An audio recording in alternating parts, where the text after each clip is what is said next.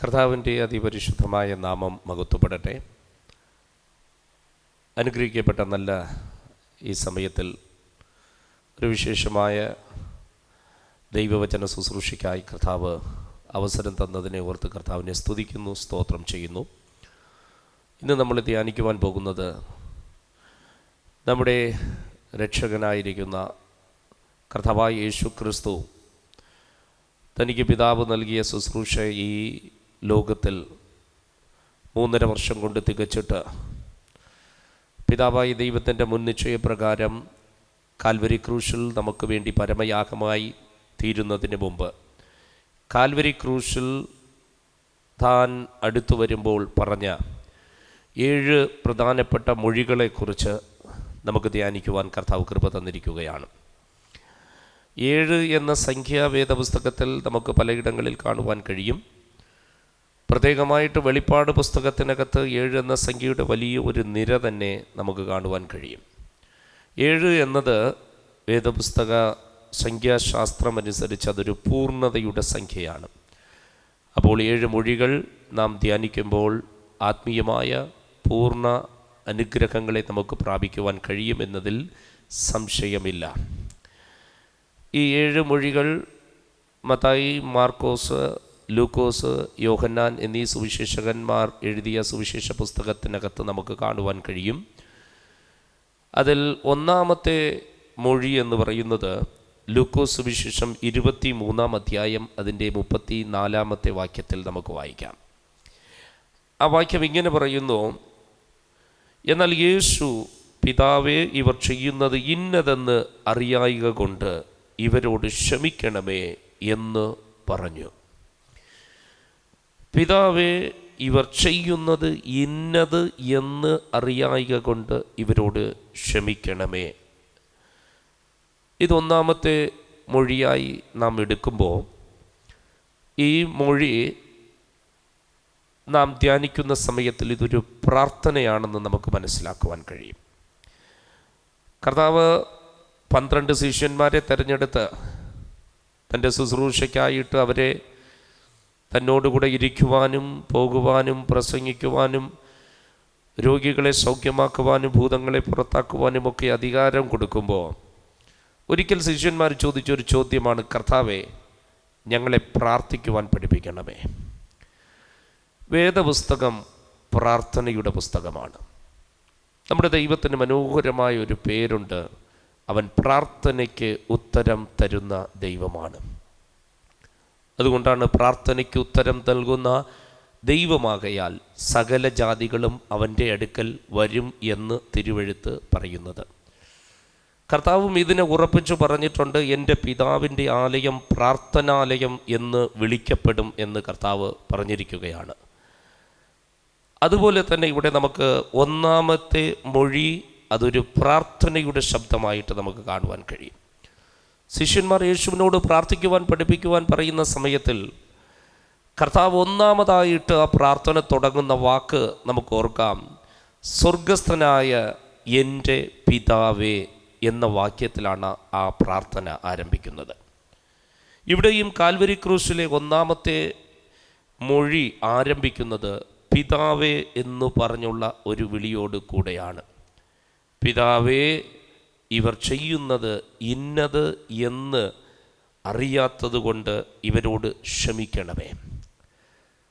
മറ്റൊരിടത്ത് കർത്താവായ യേശു പ്രാർത്ഥിക്കുവാൻ പഠിപ്പിക്കുമ്പോൾ വിശ്വാസത്തോടുകൂടെ പ്രാർത്ഥിക്കേണ്ട ഒരു സന്ദർഭത്തെ പറഞ്ഞിട്ട് അവസാനമായി കർത്താവ് പറഞ്ഞു: നിങ്ങൾ പ്രാർത്ഥിക്കുവാൻ നിൽക്കുമ്പോൾ നിങ്ങൾക്കാർക്കെങ്കിലും എന്തെങ്കിലും ആരോടെങ്കിലും ഉണ്ടെങ്കിൽ നിങ്ങൾ ക്ഷമിച്ചുകൊണ്ട് പ്രാർത്ഥിച്ചെങ്കിൽ മാത്രമേ നിങ്ങളുടെ പ്രാർത്ഥനയ്ക്ക് മറുപടി ഉണ്ടാകൂ എന്ന് കർത്താവ് പഠിപ്പിച്ചിട്ടുണ്ട്. അങ്ങനെയാണെങ്കിൽ ഇവിടെ കർത്താവ് താൻ പഠിപ്പിച്ച വേദ സത്യങ്ങളെ വെറും വാക്കായിട്ട് മാത്രം പറഞ്ഞു പോകാതെ തൻ്റെ ജീവിതത്തിലും തൻ്റെ ശുശ്രൂഷ അവസാനിക്കുമ്പോൾ കർത്താവ് അതിനെ പ്രായോഗികതയിലേക്ക് കൊണ്ടുവരികയാണ്. കർത്താവ് തൻ്റെ ശുശ്രൂഷയുടെ ആരംഭത്തിൽ ശിഷ്യന്മാരെ പഠിപ്പിച്ച ആത്മീയ സത്യങ്ങൾ കർത്താവ് തൻ്റെ ശുശ്രൂഷ തികപ്പിക്കുമ്പോഴും കർത്താവ് അതിനെ തൻ്റെ ജീവിതത്തിൻ്റെ നടുവിൽ അതിനെ പ്രവർത്തിപ്പിച്ചവർക്ക് കാണിച്ചു തരികയാണ്. നിങ്ങളുടെ ശത്രുക്കളെ സ്നേഹിപ്പിൻ, നിങ്ങളെ ഉപദ്രവിക്കുന്നവർക്ക് വേണ്ടി പ്രാർത്ഥിപ്പിൻ. കർത്താവ് ഇതാണ് ശിഷ്യന്മാരെ പഠിപ്പിച്ചത്. ഇപ്പോഴും കർത്താവ് തന്നെ അവർ ഉപദ്രവിക്കുകയാണ്. കഴിഞ്ഞ രാത്രിയിൽ കർത്താവിനെ പിടിച്ച് മഹാപുരോഹിതന്മാരുടെ അടുക്കലേക്ക് കൊണ്ടുപോയി, അവിടെ നിന്ന് സന്നിധിം സംഘത്തിൻ്റെ അടുക്കലേക്ക് കൊണ്ടുപോയി. ആ തണുത്ത രാത്രിയിൽ കർത്താവിനെ അങ്ങോട്ടും ഇങ്ങോട്ടും പല കോടതികളിൽ വിസ്തരിച്ച് പല സാക്ഷികളെ കൊണ്ടുവന്ന് കർത്താവിൻ്റെ നേരെ കള്ളസാക്ഷ്യം പറഞ്ഞ് കർത്താവിൻ്റെ വസ്ത്രത്തെ ഊരി മാറ്റിയിട്ട് രക്താംബരം മുടിപ്പിച്ച് തലയിൽ മുൾമുടി ചൂടി കയ്യിൽ ഒരു കോൽ കൊടുത്തിട്ട് കർത്താവിൻ്റെ കണ്ണ് കെട്ടി കർത്താവിനെ അടിക്കുകയും മുഖത്തെ കന്നത്തിലെ മുടി പിടിച്ചു പറിക്കുകയും ഒക്കെ ചെയ്തത് കർത്താവ് ഒരു വേദനയുടെ അനുഭവത്തിലൂടെ കടന്നുപോയ നാഴികയായിരുന്നു. എന്നാൽ ഈ ദിവസത്തിൽ അടുത്ത ദിവസം കർത്താവിനെ അവർ റോമൻ ഗവൺമെൻറ്റിൻ്റെ കയ്യിലേക്ക് ഏൽപ്പിച്ചു കൊടുത്ത് അവർ പീലാത്തോസ് യേശുവിനെ ക്രൂശിക്കുവാൻ വേണ്ടി, നമ്മുടെ കർത്താവിനെ ക്രൂശിക്കുവാൻ വേണ്ടി ഏൽപ്പിക്കുന്ന വേളയിൽ 40 കുറവ് 39 അതിദാരുണമായ വേദനയുള്ള അടികളെ കർത്താവ് ശരീരത്തിൽ ഏറ്റിട്ട് കർത്താവ് നിൽക്കുമ്പോഴും കർത്താവ് പ്രാർത്ഥിക്കുകയാണ്. ആ പ്രാർത്ഥനയ്ക്കകത്ത് കർത്താവിൻ്റെ സ്നേഹമുണ്ടായിരുന്നു. ആ പ്രാർത്ഥനയ്ക്കകത്ത് കർത്താവിൻ്റെ ക്ഷമയുണ്ടായിരുന്നു. പ്രാർത്ഥിക്കുവാൻ പഠിപ്പിക്കുന്ന സമയത്തിലും കർത്താവ് ശിഷ്യന്മാരോട് പ്രാർത്ഥിപ്പിച്ചത് ഇങ്ങനെയാണ്: പിതാവേ, ഞങ്ങളുടെ കടങ്ങളെ അങ്ങ് ക്ഷമിക്കുന്നത് പോലെ ഞങ്ങളുടെ കടങ്ങളെയും ഞങ്ങൾക്ക് മറ്റുള്ളവരോടുള്ള കടങ്ങളെയും ഞങ്ങൾ ക്ഷമിക്കുന്നു എന്ന ആ പ്രാർത്ഥനാ വിഷയം നമ്മൾ ഈ സമയത്തിൽ ഓർത്തു നോക്കേണ്ടതാണ്. പലപ്പോഴും നമ്മൾ പ്രാർത്ഥിക്കാറുണ്ട് സ്വാർത്ഥമായ പ്രാർത്ഥന, ജൽപ്പനങ്ങളായിട്ടുള്ള പ്രാർത്ഥന, സ്വന്തം ആവശ്യങ്ങൾക്ക് വേണ്ടി മാത്രമുള്ള ഒരു പ്രാർത്ഥന. ഈ തിരുമൊഴി ധ്യാനിക്കുമ്പോൾ ഇന്ന് പകലിൽ നമുക്ക് ചിന്തിക്കണം, ഇതാണോ കർത്താവ് നമ്മെ പഠിപ്പിച്ച യഥാർത്ഥമായ പ്രാർത്ഥന? നമ്മുടെ പ്രാർത്ഥനകൾ ദൈവത്തിൻ്റെ സന്നിധിയിൽ കേൾക്കപ്പെടുന്നുണ്ടോ?